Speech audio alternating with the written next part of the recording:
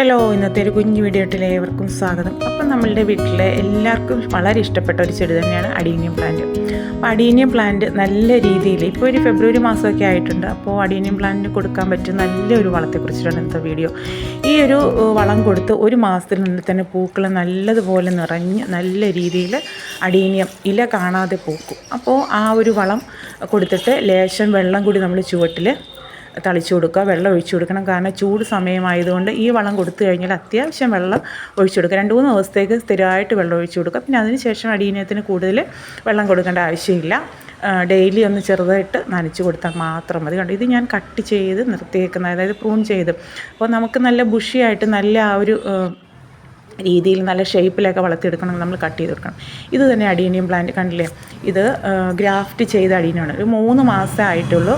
അപ്പോൾ നിറയെ പൂക്കളൊക്കെ ആയിട്ടുണ്ട്, നിറയെ മുട്ടുകളൊക്കെ വന്നിട്ടുണ്ട്.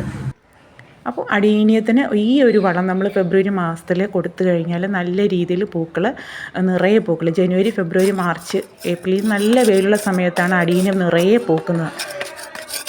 ഫസ്റ്റ് വളം കൊടുക്കുന്നതിന് മുമ്പ് ചുവട് നല്ലതുപോലെ ഇളക്കി കൊടുക്കണം കേട്ടോ.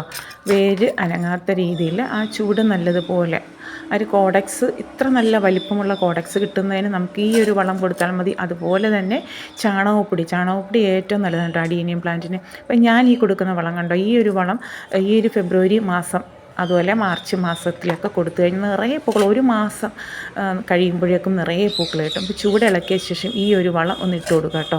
അപ്പോൾ അതുപോലെ അഡീനിയം പ്ലാന്റ് നല്ല വെയിലുള്ള ഭാഗത്ത് വേണം നമ്മൾ സെറ്റ് ചെയ്ത് കൊടുക്കാനായിട്ട്. അതുപോലെ ഫംഗൽ ബാധ ഉണ്ടായിക്കഴിഞ്ഞാൽ സാഫ് ഫംഗിസൈഡ് നമുക്ക് ഒരു 2 ഗ്രാം എടുത്തിട്ട് 1 ലിറ്റർ വെള്ളത്തിലെടുത്തതിന് ശേഷം സ്പ്രേ ചെയ്ത് കൊടുക്കാം, ഫംഗൽ ബാധ ഉണ്ടായിക്കഴിഞ്ഞാൽ. അതുപോലെ തന്നെ ഇലകൾക്ക് നല്ല പച്ച നിറം കിട്ടുന്നതിനും അതുപോലെ കോഡക്സൊക്കെ നല്ല വലുതായി കിട്ടുന്നതിനും മുട്ടത്തോടുണ്ടല്ലോ, മുട്ടത്തോട് പൊടിച്ചിട്ട് അത് ചുവട്ടിലിട്ട് കൊടുക്കാം. പിന്നെ ഈ ഒരു വളം എന്ന് വെച്ചാൽ നിറയെ പൂക്കളുണ്ടാകുവാനായിട്ട്. അതൊരു 3 മാസമായിട്ടേ ഉള്ളൂ. ഞാൻ ഈ ഗ്രാഫ്റ്റ് ചെയ്ത അടീനെയൊക്കെ കാണിച്ചിട്ടുണ്ടായിരുന്നല്ലോ. ഗ്രാഫ്റ്റ് ചെയ്ത പൂവാണ്. അപ്പോൾ സാധാരണ നോർമൽ സിംഗിൾ പെറ്റൽ പ്ലാന്റ് ആണ് അടിയിൽ കാണുന്നത്, അതിലേക്ക് ഗ്രാഫ്റ്റ് ചെയ്തതാണ് ഈ ഡബിൾ പെറ്റൽസ്. അതിലാണ് ഈ നിറയെ പൂക്കളുണ്ടായിരിക്കുന്നത്. അതുപോലെ തന്നെ താഴെ ഭാഗത്ത് സാധാ പൂക്കളും പിടിക്കും. ഇതും ഗ്രാഫ്റ്റ് ചെയ്ത പ്ലാന്റ് തന്നെയാണ്. അപ്പോൾ അതിലും നിറയെ മൊട്ടുകളൊക്കെ വന്നിട്ടുണ്ട്. ഇത് അഡീനിയത്തിൻ്റെ വിത്തുകളാണ്. വിത്തുകൾ പാകി നമുക്ക് സിംഗിൾ പെറ്റലിൻ്റെ തൈകൾ ഉണ്ടാക്കിയെടുക്കാം. അപ്പോൾ ഈ വളമെന്ന് വെച്ച് കഴിഞ്ഞാൽ ഫസ്റ്റ് ഞാൻ എടുത്തേക്കുന്നത് 1 കിലോ എല്ലുപൊടിയാണ് കേട്ടോ. അപ്പോൾ എല്ലുപൊടി, നല്ല എല്ലുപൊടി, നല്ല ക്വാളിറ്റിയുള്ള എല്ലുപൊടി തന്നെ വാങ്ങണം. അപ്പോൾ നമുക്കത് നല്ല ഈ വളം കടകളിലൊക്കെ വാങ്ങാനായിട്ട് കിട്ടും കേട്ടോ. അപ്പോൾ നല്ല എല്ലുപൊടി, അപ്പോൾ എൻ്റെ ഒരു സ്മെല്ല് കേൾക്കുമ്പോൾ തന്നെ നമുക്ക് മനസ്സിലാവും കറക്റ്റ് ഒറിജിനലായ എല്ലുപൊടി നല്ല സ്മെല്ലുണ്ടാകും കേട്ടോ. അപ്പോൾ ഈ ഉറുമ്പിൻ്റെ ശല്യം കൂടാനായിട്ട് സാധ്യതയുണ്ട്. അപ്പോൾ അതുകൊണ്ട് നമ്മൾ വേപ്പിൻ പിണ്ണാക്ക്, അതായത് ഞാൻ 1 കിലോ എല്ലുപൊടിയാണ് എടുത്തിട്ടുള്ളത്. അതിലേക്കൊരു 4 പിടിയോളം വേപ്പിൻ പിണ്ണാക്ക് ഇട്ട് കൊടുത്തിട്ടുണ്ട്. അപ്പോൾ ഉറുമ്പിൻ്റെ ശല്യവും മറ്റ് കീടങ്ങളുടെ ഒന്നും ശല്യം ഉണ്ടാവാതിരിക്കാനായിട്ട് ഒരു 4 പിടിയോളം വേപ്പിൻ പിണ്ണാക്ക് കൂടെ ഇട്ട് കൊടുത്തിട്ടുണ്ട്. അപ്പോൾ എന്നതിന് ശേഷം നല്ലതുപോലെ ഒന്ന് മിക്സ് ചെയ്ത് കൊടുക്കുക. അതുപോലെ ഒരു കാര്യം ശ്രദ്ധിക്കണം, നമ്മൾ ഈ അഡീനിയം പ്ലാന്റ് റീപ്പോർട്ട് ചെയ്യുന്ന സമയത്ത് ലേശം കരിയില നമ്മുടെ വീട്ടിലൊക്കെ കരിയില ഉണ്ടാവില്ല, അതുകൂടെ പൊടിച്ചിട്ട് മിക്സ് ചെയ്ത് കൊടുക്കണം കേട്ടോ. അപ്പോൾ നല്ല ഇളക്കം കിട്ടും മണ്ണിന്. അപ്പോൾ ഇളക്കമുള്ള മണ്ണിൽ വേണം അഡീനിയം പ്ലാന്റ് നട്ടു കൊടുക്കാനായിട്ട്, എങ്കിലേ വേര് നല്ലതുപോലെ ഗ്രോത്ത് നല്ലതുപോലെ ഓടി കിട്ടുകയുള്ളൂ. അപ്പോൾ അതിലെ കോഡക്സും നല്ലതുപോലെ നമുക്ക് വലിയ വലിപ്പത്തിലുള്ള കോഡക്സൊക്കെ കിട്ടും. അപ്പോൾ ഏറ്റവും നല്ല കരിയില കമ്പോസ്റ്റ് നല്ലൊരു വളവുമാണ്. അത് മാത്രമല്ല നല്ല മണ്ണിന് നല്ല ഇളക്കവും കിട്ടും. അപ്പോൾ ഈ വേപ്പിൻ പിണ്ണാക്ക് കട്ടിയായിട്ട് കിടക്കുകയാണെങ്കിൽ നമ്മൾ കൈ കൊണ്ടൊന്ന് പൊടിച്ച് കൊടുക്കുക കേട്ടോ. അപ്പോൾ കാരണം എല്ലായിടത്തോട്ടും ഇത് പൊടിഞ്ഞ് കിട്ടിയാൽ അത് എല്ലായിടത്തോട്ടും ഒരുപോലെ നമുക്ക് അതിൻ്റെ ആ ഒരു ഗുണം കിട്ടാൻ വേണ്ടിയിട്ടാണ് നല്ലതുപോലെ ഒന്ന് പൊടിച്ച് കൊടുക്കുന്നത് കേട്ടോ. കൈകൊണ്ട് നല്ലതുപോലെ ഒന്ന് തിരുമ്മി കൊടുത്താൽ മതി, അപ്പോൾ നല്ലതുപോലെ പൊടിഞ്ഞ് കിട്ടും. അപ്പോൾ എന്നിട്ട് നല്ലതുപോലെ ഒന്ന് മിക്സ് ചെയ്ത് കൊടുക്കുക. അപ്പോൾ ഉറുമ്പിൻ്റെയും കീടങ്ങളുടെ ഒന്നും ശല്യം ഉണ്ടാവില്ല. എല്ലുപൊടിയുടെ ആ ഒരു ഇത് കേൾക്കുമ്പോൾ തന്നെ ഉറുമ്പ് ശല്യം ഉണ്ടാവും. അപ്പോൾ അത് നമ്മളുടെ പ്ലാന്റിന് ദോഷമായിട്ട് വരും. പൂക്കളിലൊക്കെ കയറിയിട്ട് പൂക്കൾ കൊഴിഞ്ഞു പോകാനും അതുപോലെ ഇലയുടെ തലപ്പൊക്കെ നുള്ളാനായിട്ടൊക്കെ സാധ്യതയുണ്ട്. അപ്പോൾ അതുകൊണ്ട് ഉറുമ്പ് ശല്യം ഒഴിവാക്കാൻ വേണ്ടിയിട്ടാണ് വേപ്പിൻ പിണ്ണാക്ക്. അതുപോലെ വേപ്പിൻ പിണ്ണാക്ക് നല്ലത് തന്നെയാണ്, എല്ലാ ചെടികൾക്കും ഒരുപോലെ കൊടുക്കാൻ പറ്റിയൊരു വളമാണ് വേപ്പിൻ പിണ്ണാക്ക് കേട്ടോ. കൂടുതലായിട്ട് കൊടുക്കേണ്ട, ചൂടാണ്. അപ്പോൾ നമ്മൾ ലേശം മതി, എല്ലുപൊടിയുടെ അത്രയും കൊടുക്കേണ്ട ആവശ്യമില്ല. അപ്പോൾ ഞാൻ ഈ 1 കിലോ എല്ലുപൊടിക്ക് എടുത്തിരിക്കുന്ന ഒരു 4 പിടിയോളം വേപ്പിൻ പിണ്ണാക്ക് എടുത്തിട്ടുണ്ട്. അപ്പോൾ നല്ലതുപോലെ പൊടിച്ച ശേഷം മിക്സ് ചെയ്ത് കൊടുക്കുക. അപ്പോൾ ഇതിലേക്ക് നമുക്ക് 1 ചിരട്ട ഞാനൊരു കുഞ്ഞൊരു ചിരട്ട ചാരമുണ്ട്. ചാരം ഏറ്റവും നല്ലൊരു വളം തന്നെയാണ് കേട്ടോ. ഈ ഒരു ചാരവും കൂടെ മിക്സ് ചെയ്ത് കൊടുക്കുന്ന വെച്ചാൽ പൊട്ടാസ്യത്തിൻ്റെ കണ്ടൻറ്റ് ഏറ്റവും കൂടുതൽ അടങ്ങിയിട്ടുള്ളതാണ് ചാരം, വിറക് ചാരം.